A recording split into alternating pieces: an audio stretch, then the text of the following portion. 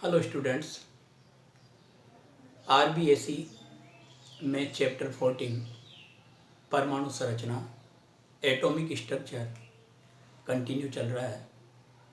इससे पहले इसके 7 लेक्चर आपको बता दिए गए हैं। लास्ट जो हमारे पास 7th लेक्चर था उसमें हमने हाइड्रोजन स्पेक्ट्रम की जो स्पेक्ट्रमी श्रेणियाँ थी, spectral series of hydrogen spectrum, Lyman, Balmer, Paschen, Brackett, Pfund, इनसे रिलेटेड न्यूमेरिकल क्वेश्चन आपको किए थे।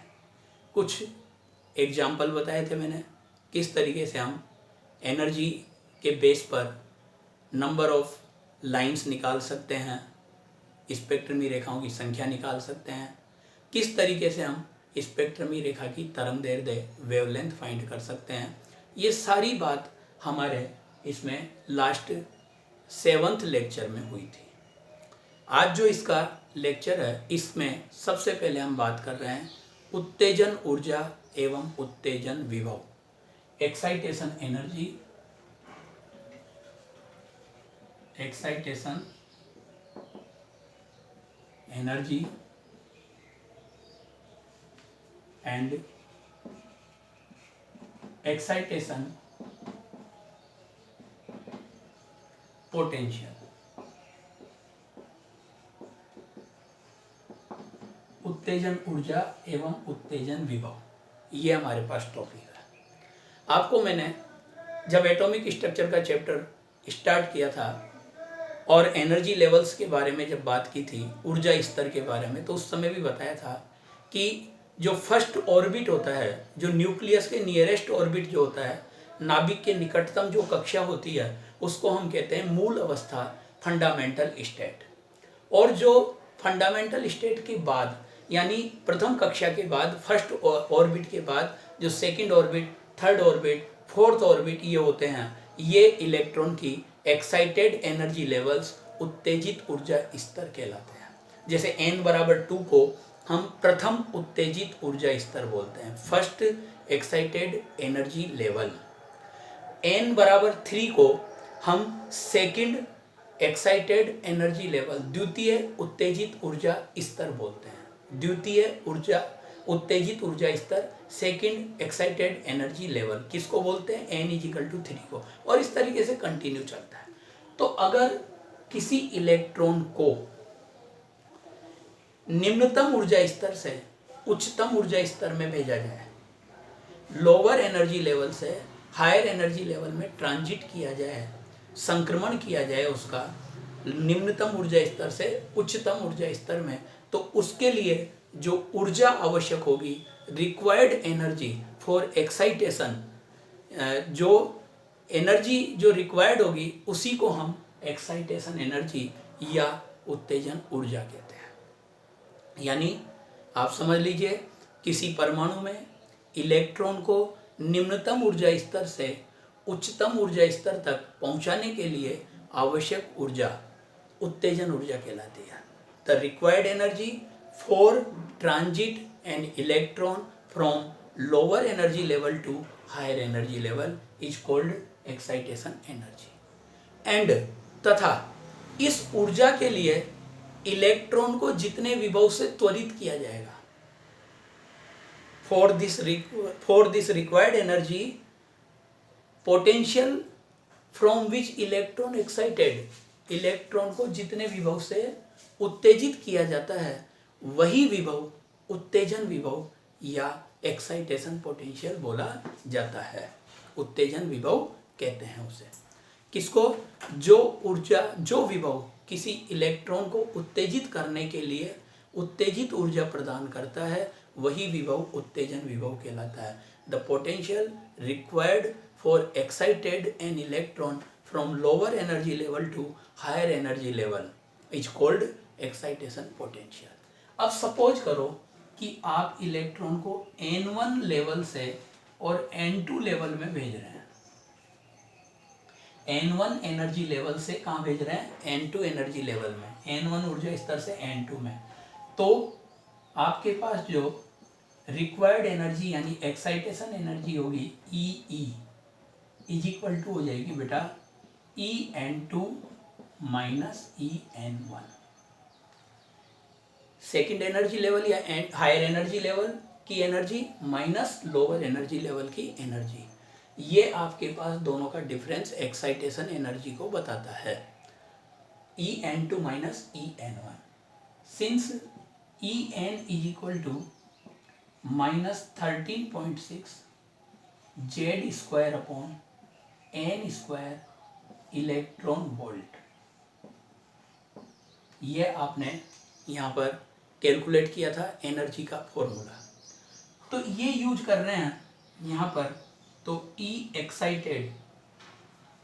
एक्साइटेशन एनर्जी का जो वैल्यू आएगी उसमें minus 13.6 Z square upon N2 square minus 13.6 Z square upon N1 square, और ये इलेक्ट्रॉन वोल्ट में यहाँ पर यूज कर लेता हूँ, इलेक्ट्रॉन वोल्ट। तो ये आपके पास एक्साइटेशन एनर्जी का फॉर्मूला आ जाएगा बेटा। 13.6 जेड स्क्वायर मैंने बाहर ले लिया, यहाँ माइनस माइनस प्लस, तो 1/N1 square minus 1/N2 square electron volt. That is the excitation energy for any atom. किसी भी एटम, किसी भी परमाणु के लिए निकालेंगे तो यहाँ जेड की वैल्यू पुट करेंगे, जैसे हाइड्रोजन के लिए 1, हीलियम के लिए 2, लिथियम के लिए 3, उसके लिए अपन यह कर देंगे कौन सी कक्षा से कौन सी कक्षा में जा रहा है, जिससे जा रहा है वो N1 और जिसमें जा रहा है वो N2। सपोज करो फर्स्ट से सेकंड में जा रहा है तो N1 की जगह 1, N2 की जगह 2। फर्स्ट से थर्ड में जा रहा है तो N1 की जगह 1, N2 की जगह 3। सेकंड से थर्ड में जा रहा है तो N1 की जगह 2, N2 की जगह 3। ये हमारे पास एक्साइटेशन एनर्जी आ जाती है। अगर एक्साइटेशन पोटेंशियल निकालें, उत्तेजन विभव, तो आपको पता है विभव बराबर होता है कार्य बटा आवेश, वर्क अपॉन चार्ज। और वर्क को ही हम एनर्जी की फॉर्म में लेते हैं, कार्य को ही ऊर्जा के रूप में लेते हैं। तो VE is equal to EE upon E। हम इसमें E का डिवीजन दे देंगे इलेक्ट्रॉन के चार्ज का। जब ये बेटा इलेक्ट्रॉन के चार्ज का डिवीजन दे दोगे तो ये यहाँ पर इलेक्ट्रॉन वोल्ट को आप लिखते हो 1.6 इंटू 10⁻⁻19 जूल, ध्यान देना। और E चार्ज ऑफ इलेक्ट्रॉन होता है 1.6 इंटू 10⁻⁻19 कूलम। तो न्यूमेरिकल वैल्यू तो दोनों में कट गई, 1.6 इंटू 10⁻⁻19 एक दूसरे को कैंसिल आउट कर गए, और ऊपर तो आ गया जूल और नीचे है कूलम। न्यूमरेटर में जूल और डिनोमिनेटर में कूलम, तो जूल अपॉन कूलम हो जाता है वोल्ट। इसलिए यही फॉर्मूला मेरे पास 13.6 Z square 1/N1 square minus 1/N2 square volt अगर मैं नोट करता हूँ तो ये मेरे पास एक्साइटेड पोटेंशियल के लिए आ जाता है, एक्साइटेशन पोटेंशियल। तो ये बेटा एक्साइटेशन एनर्जी और एक्साइटेशन पोटेंशियल का फॉर्मूला हो गया। हाइड्रोजन के लिए लेंगे तो डायरेक्ट ही जेड की जगह 1 रख देंगे। इस तरीके से कैलकुलेशन होती है। आपको एक क्वेश्चन हम आगे कराएंगे भी, उससे पहले इसी में सेकंड टॉपिक आता है ionisation energy and ionisation potential. Ionisation energy and ionisation potential next topic.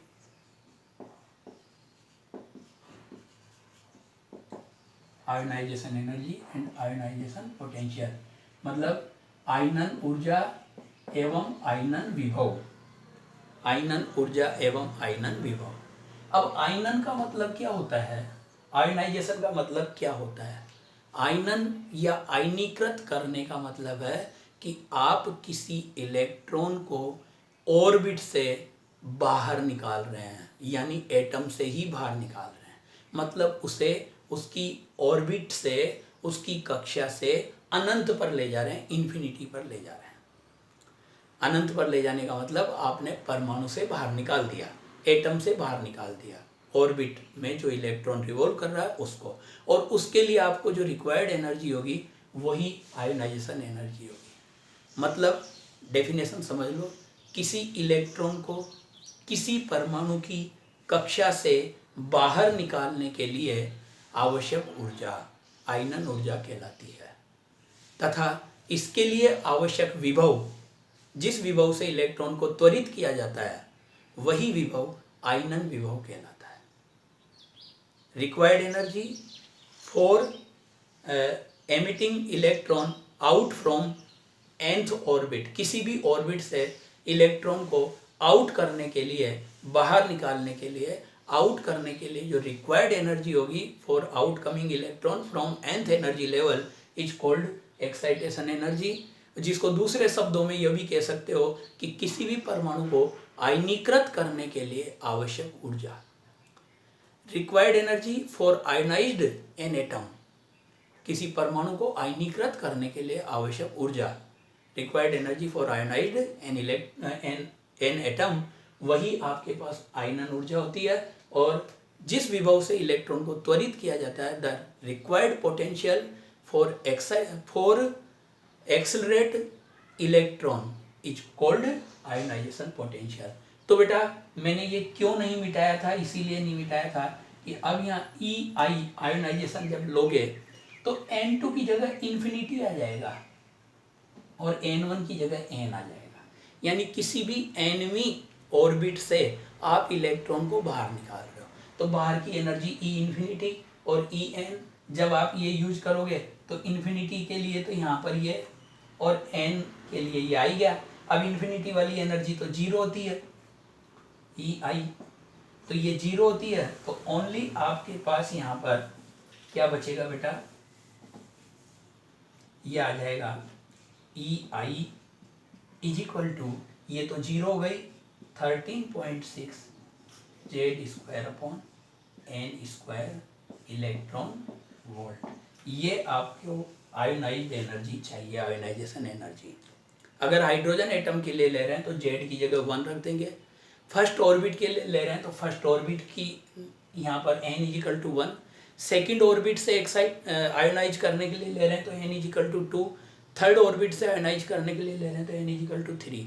किसी अनदर एटम के लिए ले रहे हैं हीलियम +1 के लिए, लिथियम +2 के लिए, तो जेड की जगह हीलियम +1 के लिए 2 लिखेंगे, लिथियम +2 के लिए जेड की जगह 3 लिखेंगे, और जो भी वो ऑर्बिट नंबर देता है वो यहाँ लिख देंगे। और जैसा कि पहले मैंने आपको उसमें एक्साइटेशन पोटेंशियल में समझाया था, उसी तरह आयोनाइजेशन पोटेंशियल मेरे पास यहाँ आ जाएगा एनर्जी अपॉन चार्ज, और जब चार्ज की वैल्यू रखकर यहाँ कैलकुलेट करूँगा तो मेरे पास ओनली यही formula 13.6 Z square upon n square, लेकिन अब इलेक्ट्रॉन वोल्ट की जगह ओनली क्या रह जाएगा, वोल्ट रह जाएगा। ये आपके पास आयोनाइजेशन पोटेंशियल आ गया।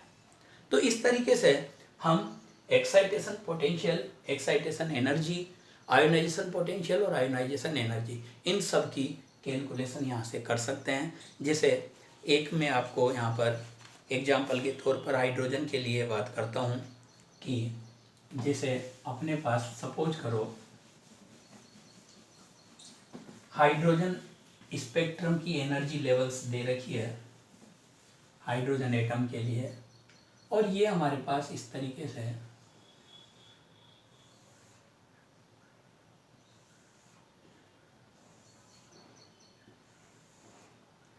n equal to 1, n equal to 2, n equal to 3, n equal to 4, -13.6 electron volt, -3.4 electron volt, -1.51 electron volt, -0.85 electron volt, और इस तरीके से ये इन्फिनिटी तक है। एनर्जी जीरो होगी, सॉरी, लेवल इन्फिनिटी तक है। अब आपसे कोई कहता है कि फर्स्ट एनर्जी लेवल के लिए एक्साइटेशन एनर्जी बताओ, प्रथम ऊर्जा स्तर के लिए आयनन ऊर्जा। तो प्रथम ऊर्जा स्तर के लिए जो आयनन ऊर्जा होगी E ionization for first energy level, वो हो जाएगी 13.6 इलेक्ट्रॉन वोल्ट, डायरेक्ट पता लग रही है। सेकंड एनर्जी लेवल के लिए अगर कोई पूछता है ionisation energy second energy level के लिए, तो 3.4 electron volt. Third energy level के लिए पूछता है आयोनाइजेशन एनर्जी, तो ये हो जाएगी बेटा 1.51 इलेक्ट्रॉन वोल्ट। और अगर आयोनाइजेशन पोटेंशियल पूछता है तो इन सब में से ई हटाकर ओनली वोल्ट बोल देंगे, जैसे 13.6 वोल्ट, 3.4 वोल्ट, 1.51 वोल्ट। अब सपोज करो वो उत्तेजन ऊर्जा पूछता है, excitation energy. Excitation energy from first to second, ये पूछता है। 1 से 2 में उत्तेजन ऊर्जा यह आपके पास पूछता है। मान लो सपोज करो कि n बराबर 1 से n बराबर 2 में उत्तेजन ऊर्जा क्या होगी, एक्साइटेशन एनर्जी क्या होगी।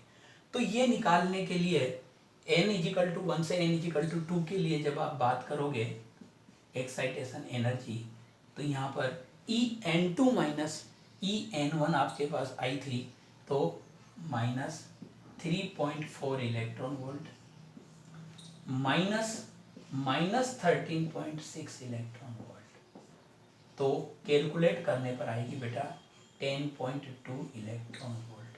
ये रिक्वायर्ड एनर्जी आपके लिए है कब, जब आप किसी इलेक्ट्रॉन को फर्स्ट एनर्जी लेवल से सेकंड एनर्जी लेवल तक भेज रहे हैं हाइड्रोजन एटम में।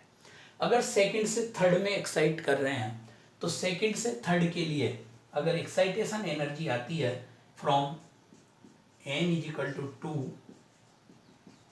To n is equal to 3, second से थर्ड n बराबर 2 से n बराबर 3 में अगर संक्रिय ऊर्जा पूछते हो, एनर्जी पूछते हो, एक्साइटेशन एनर्जी उत्तेजन ऊर्जा, तो ये आ जाएगी minus 1.51 electron volt minus 3.4 electron volt.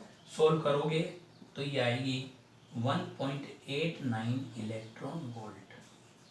इस तरह से आप यहाँ पर कैलकुलेट कर सकते हैं। अगर पोटेंशियल पूछता है तो ये ई हट जाएगा, वी आ जाएगा। ओके, तो आई थिंक आप समझ गए होंगे कैसे एक्साइटेशन एनर्जी निकालनी है और कैसे आपको एक्साइटेशन पोटेंशियल, आयोनाइजेशन एनर्जी और आयोनाइजेशन पोटेंशियल निकालने हैं। अब इसके बाद आपके पास इसमें जो टॉपिक है वो है limitations of Bohr's atomic model. Bohr's atomic model, Bohr परमाणु की कमियां, limitations of Bohr's atomic model. Bohr's atomic model में भी कुछ लिमिटेशंस है, कमियां है। Limitations of Bohr's atomic model, Bohr's atomic model. Bohr परमाणु प्रतिरूप की कमियां। नंबर 1 तो यह है बेटा कि बोहर का जो एटॉमिक मॉडल है, बोहर्स एटॉमिक मॉडल, ये केवल 1 इलेक्ट्रॉन वाले एटम्स और आयंस के लिए ही पॉसिबल है। It is possible only for atoms और आयंस विच हैव 1 इलेक्ट्रॉन। एक इलेक्ट्रॉन वाले परमाणु या आयनों के लिए ही संभव है। जैसे एक इलेक्ट्रॉन वाले परमाणु में H हाइड्रोजन परमाणु, हीलियम प्लस, लिथियम प्लस 2, इस तरीके से इनके लिए ही ये पॉसिबल है, केवल एक इलेक्ट्रॉन वालों के लिए। सेकंड बात यह है, सेकंड इसकी ड्रॉबैक्स या लिमिटेशन क्या है कि इसने न्यूक्लियस को स्टेबल माना, स्थिर माना है। इस मॉडल में परमाणु में नाभिक को स्थिर माना गया है, न्यूक्लियस को स्टेबल माना गया है, और ये तभी पॉसिबल है जब न्यूक्लियस का मास बहुत ज़्यादा हो, या यूँ कह दीजिए कि इनफाइनिट हो, अनंत द्रव्यमान हो, बहुत ज़्यादा इनफाइनिट मास हो, लेकिन ये पॉसिबल नहीं है। तीसरी बात ये बताई, थर्ड इसमें जो ड्रॉबैक्स थी या लिमिटेशन थी वो क्या थी, इसने इलेक्ट्रॉन की ऑर्बिट्स को, कक्षाओं को, इलेक्ट्रॉन की जो कक्षाएं हैं उनको सर्कुलर माना था, वृत्ताकार। जबकि आपको पता है केमिस्ट्री में आपने पढ़ा है, सोमरफेल्ड ने आगे इसमें कैलकुलेट करके बताया था कि ये जो ऑर्बिट्स होती है, ये ऑर्बिट्स सर्कुलर नहीं होती है, एलिप्टिकल होती है, दीर्घ वृत्ताकार होती है, एलिप्टिकल। यानी कि इलेक्ट्रॉन की जो ऑर्बिट्स है वो एलिप्टिकल होनी चाहिए अकॉर्डिंग टू सोमरफेल्ड। फोर्थ, इसमें जो इंटेंसिटी ऑफ स्पेक्ट्रल लाइंस, स्पेक्ट्रमी रेखाओं की तीव्रता की इस मॉडल में व्याख्या नहीं होती है कि कौन सी लाइन बहुत ज़्यादा चमकदार होगी, कौन सी लाइन डल होगी, कौन सी लाइन ब्राइट होगी, यानी इस बारे में ये कुछ भी नहीं बताता, इंटेंसिटी के बारे में कोई बात नहीं करता है। नेक्स्ट इसमें यह है कि यह स्टोर्क इफेक्ट और जेमान इफेक्ट की कोई डिस्कवरी या कोई भी डिस्क्राइब नहीं देता है, न तो जीमान इफेक्ट को समझाता है और न स्टोर्क इफेक्ट को, स्टोर्क प्रभाव को और जीमान प्रभाव को ये नहीं समझाता है। ये इलेक्ट्रिक फील्ड और मैग्नेटिक फील्ड की प्रेजेंस में स्पेक्ट्रमी लाइंस जो होती है, स्पेक्ट्रल लाइंस, उनका एक तरीके से डिसिपेशन यानी एक तरीके से विभाजन होना बताया जाता है इन दोनों प्रभावों में, लेकिन इसने इसकी कोई व्याख्या नहीं की है। नेक्स्ट, इसने जो एंगुलर मोमेंटम का क्वांटाइजेशन लिया, क्वांटीकरण कोणीय संवेग का, उसके बारे में भी इसने कुछ नहीं बताया कि भाई ये कोणीय संवेग का क्वांटीकरण क्यों होता है। हालांकि इसको बाद में दे ब्रोगली वेव थ्योरी का यूज करके, मैटर वेव प्रिंसिपल का यूज करके और इसको कैलकुलेट किया है, वो भी टॉपिक हमारे पास आएगा। और एक बात यह है कि ये स्पेक्ट्रम, लाइन स्पेक्ट्रम में अगर डबल लाइन आ जाती है तो उसके बारे में भी कोई डिस्क्रिप्शन नहीं करता है, द्विरेखा स्पेक्ट्रम की कोई व्याख्या नहीं करता। जैसे सोडियम में ड्यूअल लाइन आती है येलो कलर की, तो उसके बारे में भी इसने ऐसा कोई बात नहीं कही थी। तो यह एक तरह से हमारे पास कुछ ड्रॉबैक्स है, लेकिन फिर भी इसी को हम मेन एटॉमिक मॉडल में लेकर चलते हैं और इसी से हम स्टडी कर रहे हैं।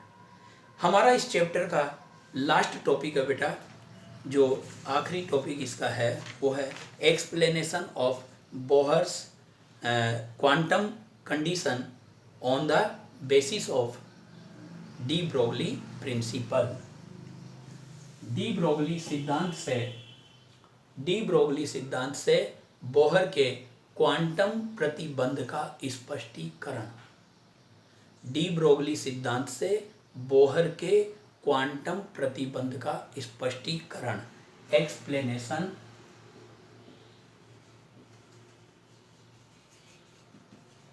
ऑफ बोहर्स क्वांटम स्टेटमेंट या condition by using de Broglie principal.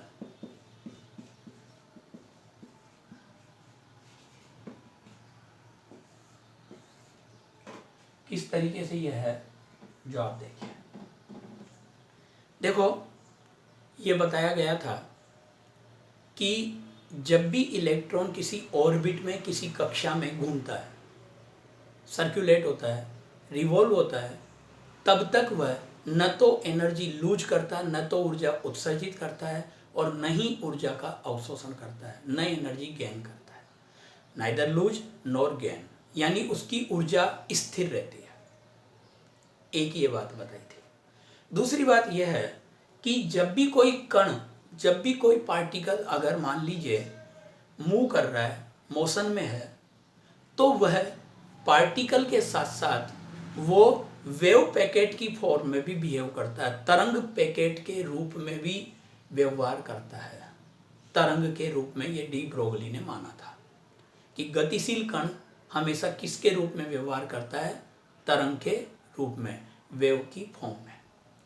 अब वेव दो प्रकार की होती है, एक होती है स्टेशनरी वेव और एक होती है progressive wave.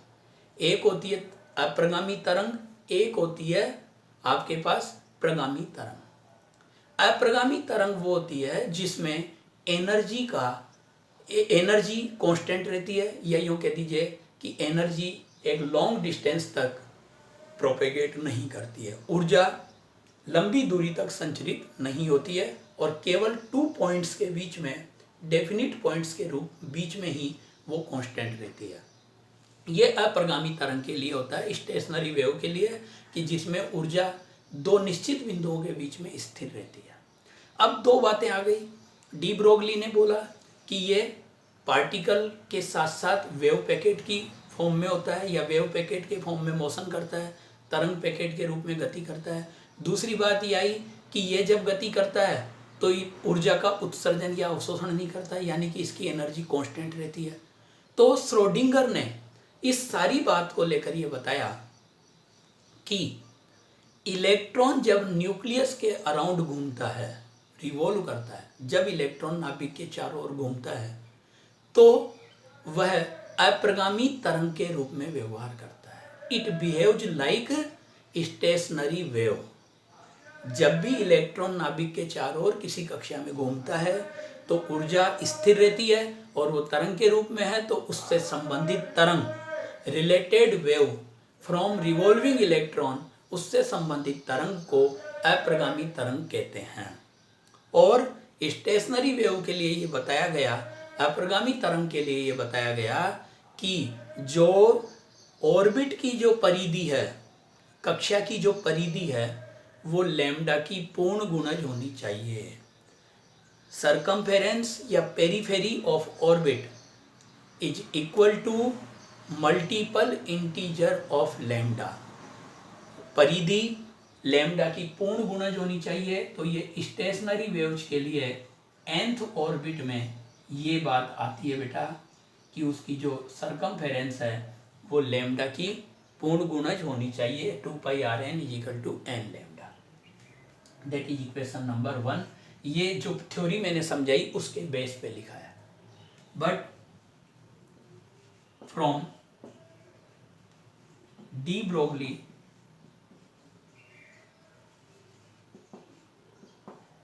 Principal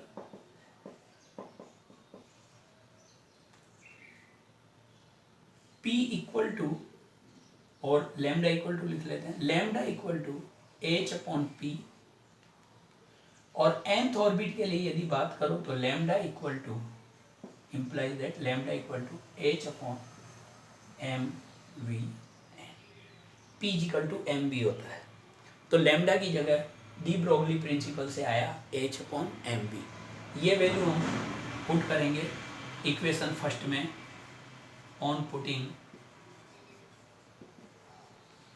value of lambda in equation first, समीकरण 1 में लैम्डा का मान रखने पर 2πrn = n/h/mv, n by cross multiply यदि मैं करता हूँ तो mvn rn = nh/2π। यही हमारे पास इसका क्वांटम कंडीशन है कि इलेक्ट्रॉन केवल उन्हीं ऑर्बिट में रिवॉल्व करता है जिनमें उसका एंगुलर मोमेंटम, कोणीय संवेग h/2π का मल्टीपल इंटीजर होता है। यहाँ पर n = है, फिर n = 1 2 3 4 इस तरीके से है। तो ये बात आपके पास इसमें डी ब्रोगली वेव थ्योरी का यूज करके कैलकुलेट हुई कि बोहर का क्वांटम कंडीशन किस तरीके से आता है। लेकिन बोहर खुद इस बात को समझाने में असफल रहा था, फेल रहा था, खुद ने नहीं समझाई थी। यहाँ पर इस तरीके से वेव्स बनती हुई बताई गई है कि अगर n = 1 जैसे है तो n = 1 में ये वेव्स ये बन गई, n = 2 में ये n = 2। इस तरीके से आपके पास ये वेव फॉर्मेशन यहाँ बताई जाती है जो ऑर्बिट में भी है। तो ये चैप्टर का लास्ट टॉपिक था एटॉमिक स्ट्रक्चर का। ये टोटल चैप्टर एंड हो चुका है। नेक्स्ट लेक्चर में मैं इसके आपको न्यूमेरिकल्स जो एंड में है चैप्टर में, न्यूमेरिकल प्रॉब्लम्स वो बता दूंगा। थैंक्स।